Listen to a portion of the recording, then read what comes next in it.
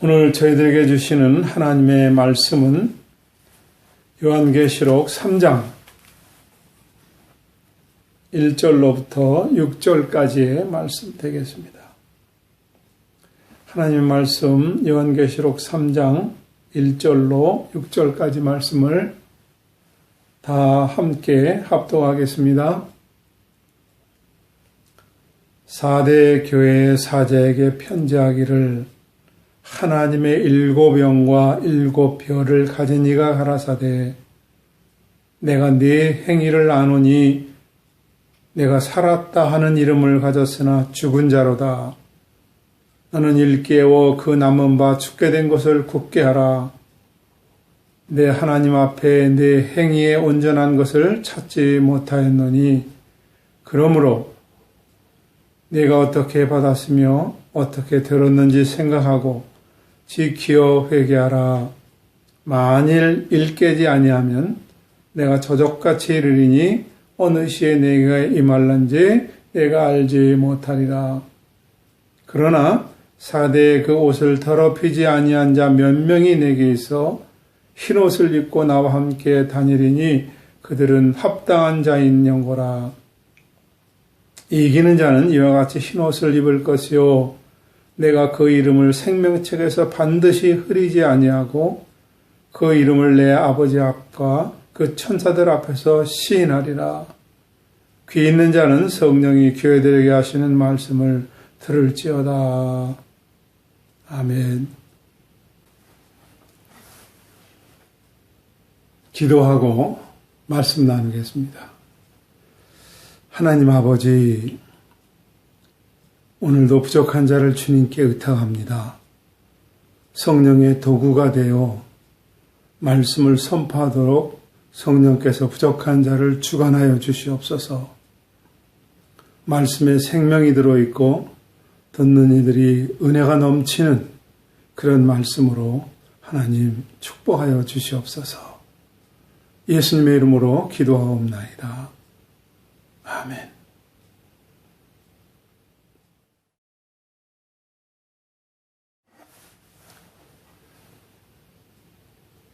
부활하신 예수님께서는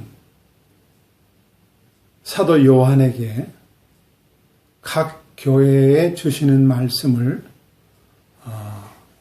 증거하게 하셨습니다. 이 7교회는 소아시아 지역, 지금의 터키 지역에 있습니다.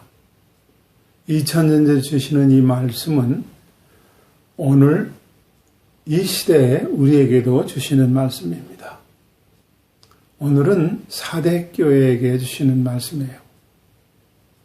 이 사대라고 하는 지역은 기원전 1200년경에, 그러니까 지금으로부터 3200년 전에 리디아 왕국의 수도였습니다.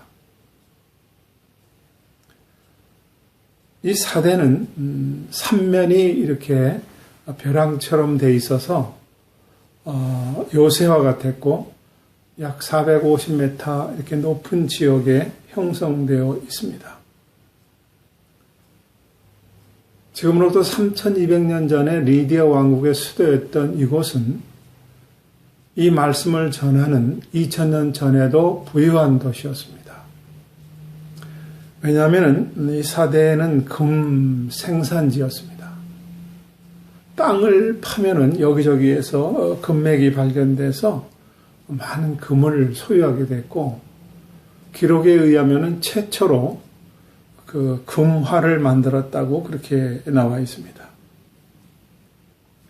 쉽게 말씀드리면 부유한 도시였어요. 부유하면은 사람들이 모이게 되고 또한 모이는 곳에는 많은 일들이 일어납니다. 여러분, 그 창세기에 아브라함과 롯이 점점 번성해지니까 서로 재산을 가지고 싸움하게 되지 않습니까? 그래서 아브라함이 우리는 나누는 게 낫겠다. 그래서 조카 롯에게 너가 먼저 원하는 땅을 가져라.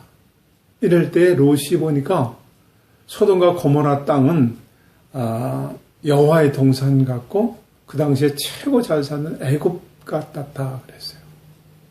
그래서 그 땅을 향해서 나아갔고 그 땅엔 많은 분쟁이 있었습니다. 최초의 중동 전쟁이 일어났던 곳 아닙니까? 이렇게 부유하게 되면 사람이 모이고 또 끊임없이 분쟁이 일어납니다. 이 사대도 페르시아가 점령하든지 헬라가 강성하든지 아니면 로마가 다스릴 때 제일 먼저 이 사대를 접수하고 싶은 거예요. 왜냐하면 그곳에는 금이 있기 때문에 그랬습니다. 이런 지역이다 보니까 사람들이 부유함을 지키기 위해서 부를 지키기 위해서 늘 이렇게 불안한 일들이 있죠. 아무 일도 없기를 바랬어요. 많이 가진 사람들은 그렇지 않습니까? 그래서 이 사람들은 하나님을 찾든지 아니면 신전에서 자기의 부를 지키고자 하는 그런 바람을 신께 빌었습니다. 에베소에 버금가는 아데미 신전이 이곳에도 있었습니다. 이렇게 부유한 도시에 4대 교회가 있었어요. 그 4대 교회도 아주 넉넉했습니다. 이 4대 교회는 부유해서 그런지 니고달라당의 유혹도 없었고요. 이세벨의 그 무자비함도 없었어요. 아주 편안했습니다. 그런데 너는 죽은 자라는 거예요. 너의 믿음은 죽어 있다는 거예요. 여러분 중세 때 얼마나 화려한 건축물을 만들었습니까? 교회가 그렇게 크고 아름다울 수가 없습니다. 대리석이 쫙 깔려있고 각종 조각과 벽화 이런 것들이 그려져 있습니다. 그런데 중세 캐톨릭이 죽어가고 있지 않습니까? 죽었지 않습니까? 바로 이와 같은 말을 이 4대 교회다 합니다.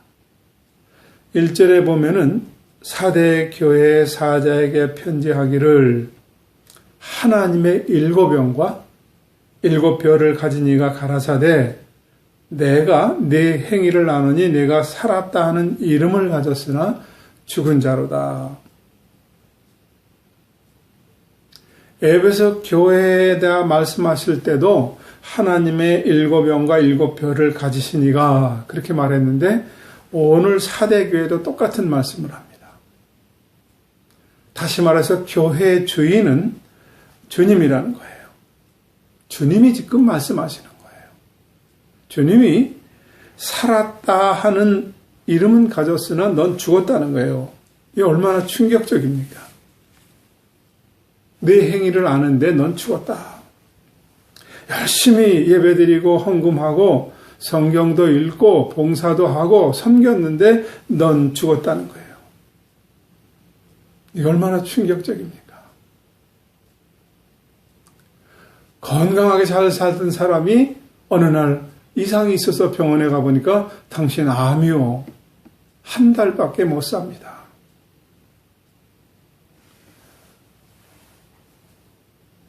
죽을 병에 걸려서 당신 일주일 남았습니다. 지금 그런 얘기입니다.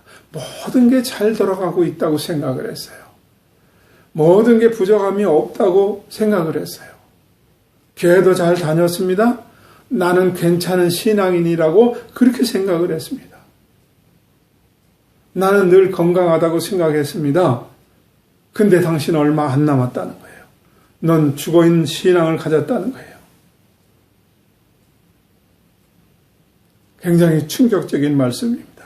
그러면은 이 이유가 뭘까요? 2절에 보니까 너는 일깨워 그 남은 바 죽게 된 것을 굳게 하라. 내 하나님 앞에 내 행위에 온전한 것을 찾지 못했다 그랬어요. 죽게 된 것을 굳게 하라. 이 말은 찾아내라. 원인이 무한자를 밝혀내라는 거예요. 죽게 된 이유를 찾지 못하면은 죽는 거예요, 그대로요. 어느 날 갑자기 뇌출혈이나 뇌경색이 와서 쓰러지지 않습니까? 거의 회복되지 않고 그렇게 고생하다 죽지 않습니까? 멀쩡하고 건강한 사람이 갑자기 심장에 마비가 와서 쓰러지세요. 식물인간이 되기도 합니다. 빨리 찾아내야 돼요. 방치할 수가 없습니다. 늦으면 회복이 불가능해요. 그래서 너는 그 죽게 된 이유를 찾아내라는 거예요. 3절에 또 말씀합니다. 내가 어떻게 받았으며 내가 어떻게 들었는지. 이 4대 교회는, 부요한 이 4대 교회는 복음을 어떻게 들었는지, 우리는 복음을 어떻게 받았고 들었는지 찾아내라는 거예요. 혹 예수 믿는 것이 여러분 잘 먹고 잘 사는 거, 세상 부요 이런 거를 혹시 듣지 않았습니까? 혹 예수 믿는 것은 잘 되고 성공하고 부유함, 지나가서 기복적인 신앙을 혹시 갖고 있지는 않습니까?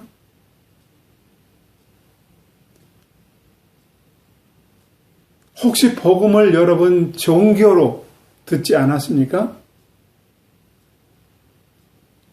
5시간씩 기도하면은 노동 없이도 잘 먹고 잘 살아. 혹시 이렇게 생각하는 분은 없습니까? 헌금 많이 하면은 하나님이 30배, 60배, 100배로 뻥튀기해서 채워줘. 혹시 이런 생각을 가지고 믿는 사람은 없습니까? 내가 세게 기도하면 병 낫고 만사 형통돼, 이런 신앙을 가지고 혹시 이렇게 말씀을 받고 들은 사람은 없습니까? 오늘 말씀은 어떻게 내가 말씀을 받았는지, 어떻게 들었는지 생각하고 지키고 회개하라는 거예요. 말씀을 어떻게 받은지 생각해봐. 그리고 회개하라는 거예요. 여러분 혹시 예수 믿는 것이 내 소망 이루는 거라고, 내 목적을 달성하는 것이라고 그렇게 생각하는 분은 없습니까? 한때 우리나라 강단을 휩쓸었던 목적이 이끄는 삶, 잘 되는 나, 이런 것들을 신앙이라고 생각하는 분은 혹시 없습니까? 릭 워렌 목사님이 목적이 이끄는 삶을 책을 써내서 우리나라 기독교 서점의 베스트셀러가 됐습니다. 그런데 존 메가더 목사님이 릭 워렌이 쓴 목적이 이끄는 삶 책 안에는 회개도 없고 부활도 없고 지옥도 없고 천국도 없다. 오직 잘 되는 나, 이거 외에는 복음이 없다고 얘기를 했습니다. 혹시 이런 신앙을, 이런 것을 가지고 내 목적을 이루는 것을 가지고 믿음이라고 착각하고 있는 건 아닙니까? 내 신념, 이것이 믿음이라고 생각하지는 않습니까? 혹시 4대 교회처럼 부요함에 취해 있지는 않습니까? 혹시 금만 있으면 다 되는 거야. 하나님 필요 없어. 이런 생각을 하는 사람은 없습니까? 내가 죽어가는 이유를 생각하고 그 다음에 지키고 회개하라는 것이에요.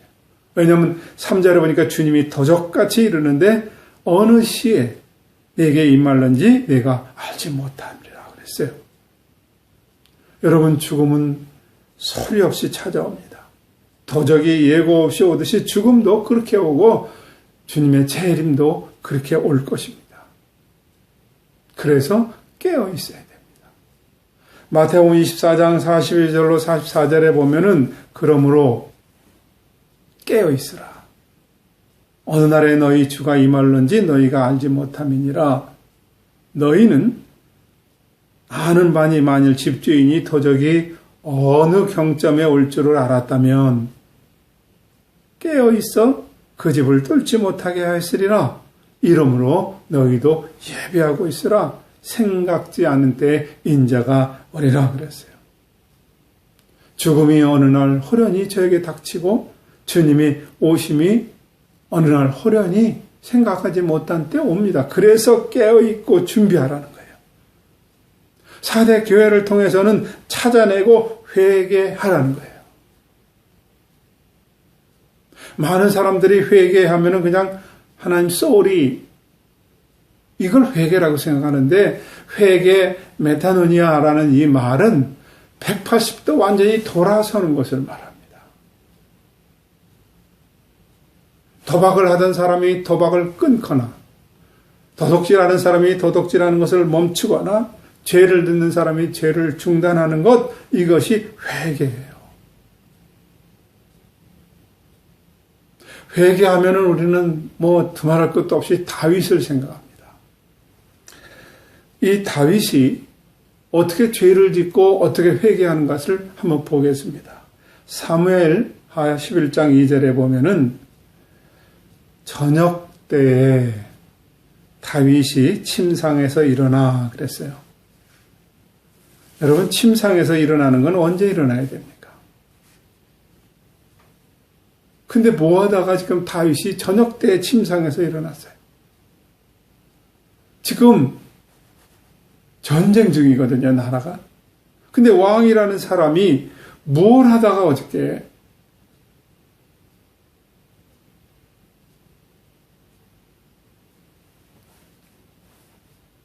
일어난 게 저녁 때예요.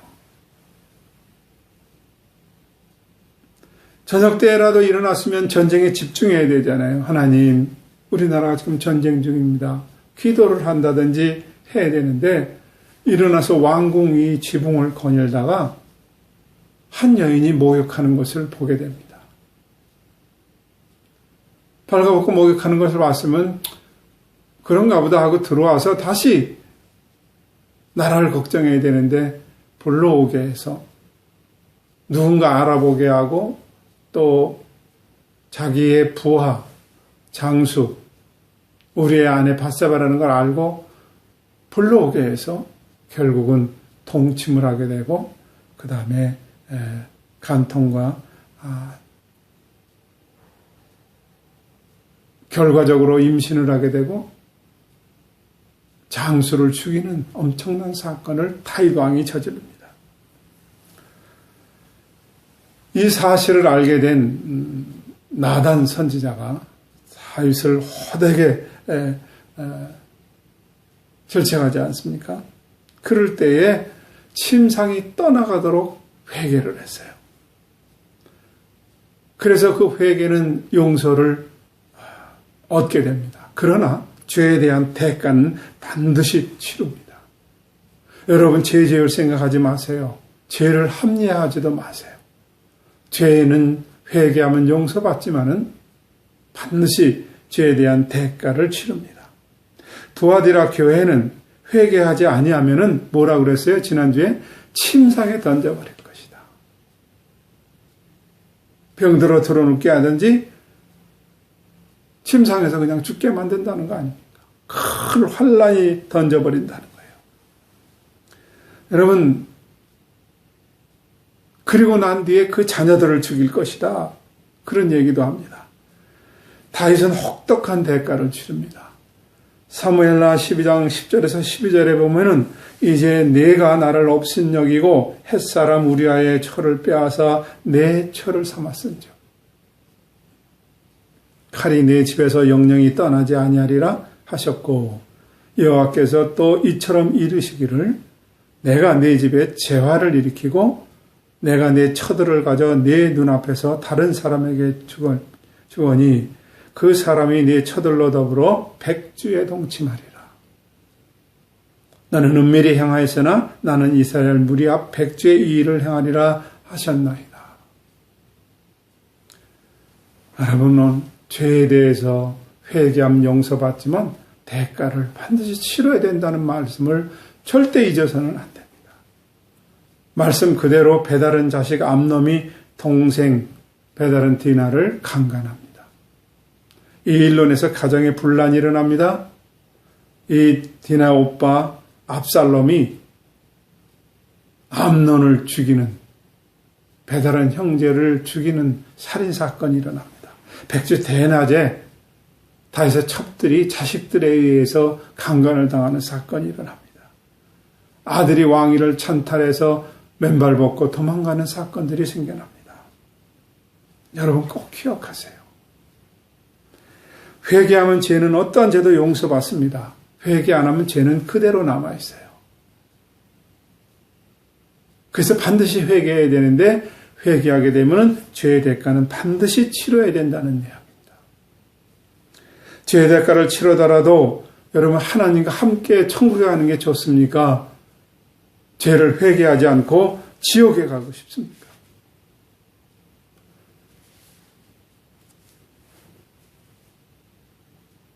다윗은 죄의 대가를 치렀습니다. 회개해서 용서를 받았습니다. 그런데 죄를 회개하지 않은 헤롯을 한번 보십시오. 헤롯이라고 하는 왕은 자기 동생의 아내를 빼앗아서 데리고 살았습니다. 이건 있을 수 없는 일 아닙니까? 똑같이 간음죄를 저질렀지만은 다윗은 회개함으로 용서를 받았고 회를 지적하는 세례 요한을 감옥에다 가두고 목배에서 죽입니다. 이 헤롯은 회개하지 않았습니다. 헤롯 일가는 비참하게 멸망하게 됩니다. 여러분, 저는 오늘 여러분들하고 이 말씀을 함께 나누면서 교회 7교회에다가 주시는 말씀, 오늘이 5번째인데 각 교회마다 필요한 말씀들을 주셨어요. 어느 교회는 첫사랑을 회복하라. 어느 교회는 영적인 간음, 이것을 회개하라. 오늘은 부유한 도시에 세워진 이 4대 교회를 통해서 부를 붙잡고 복음을 잃어버린 이 교회를 향해서 넌 살아있다고 생각하고 있으나 넌 죽었다는 거예요. 차라리 죽기 전에 매를 맞는 게 낫습니다.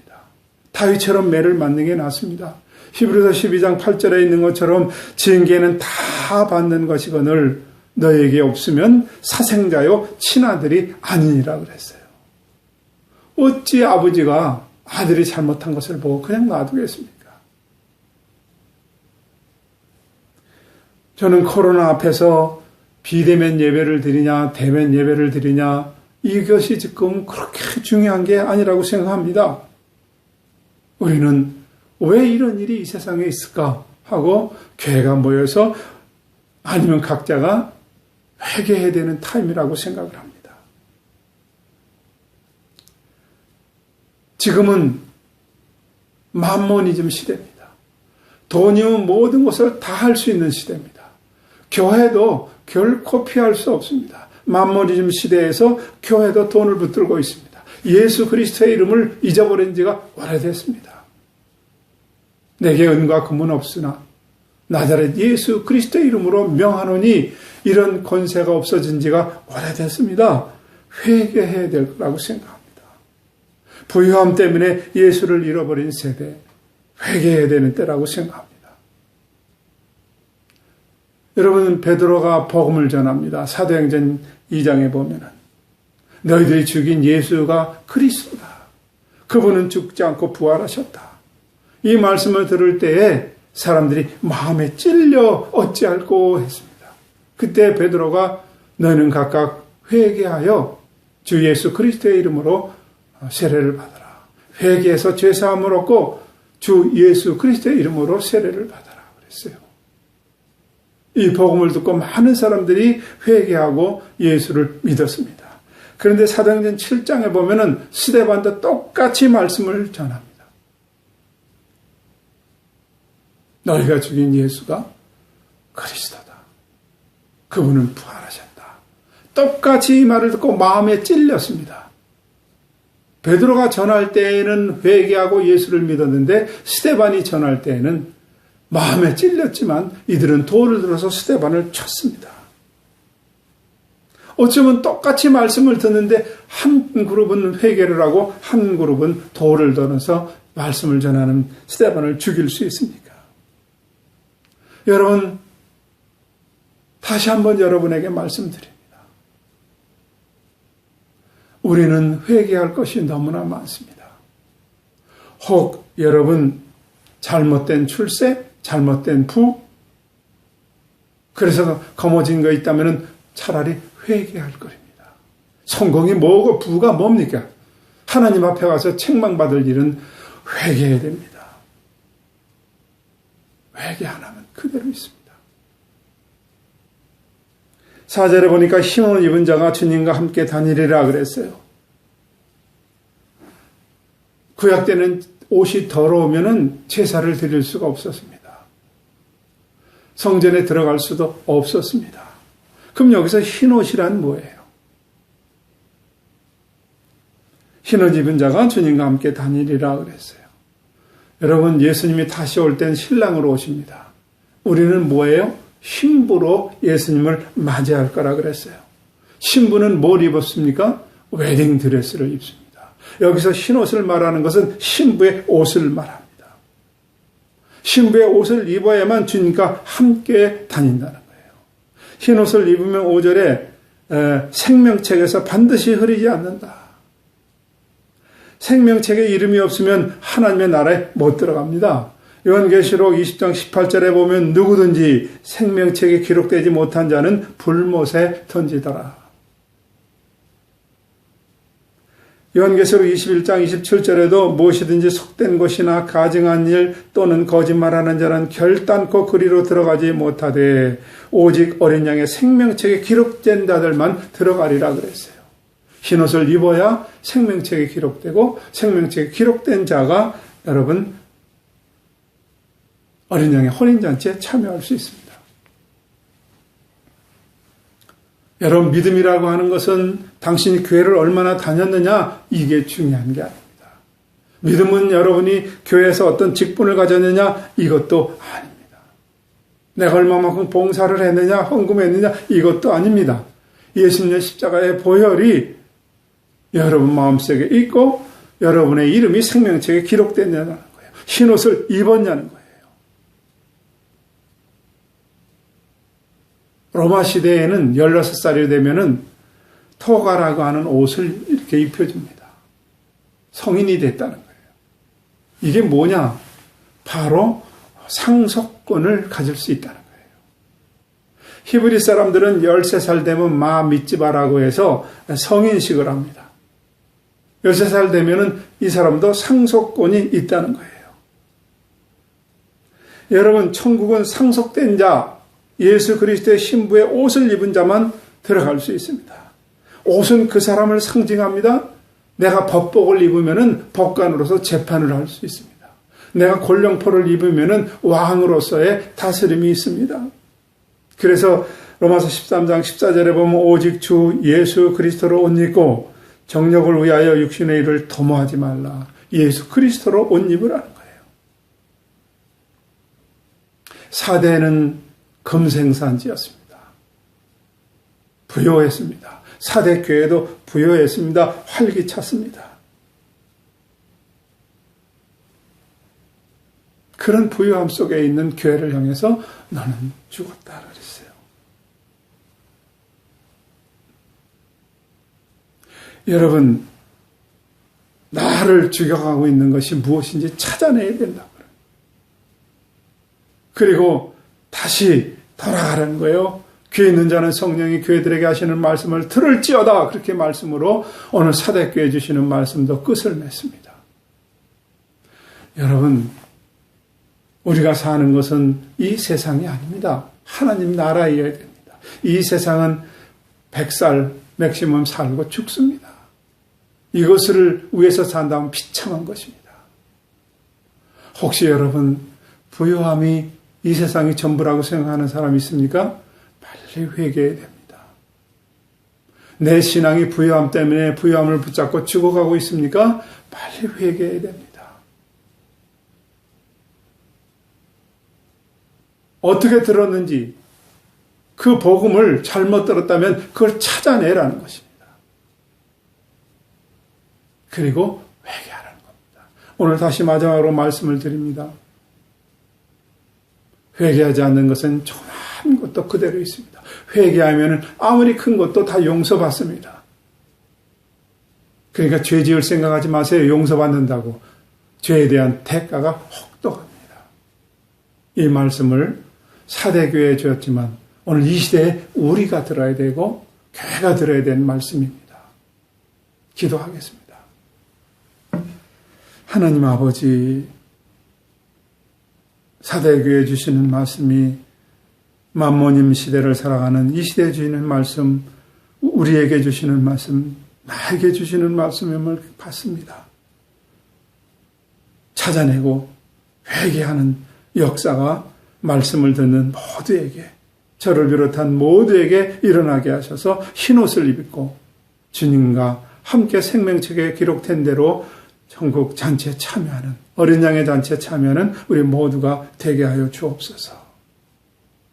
예수님의 이름으로 기도하옵나이다.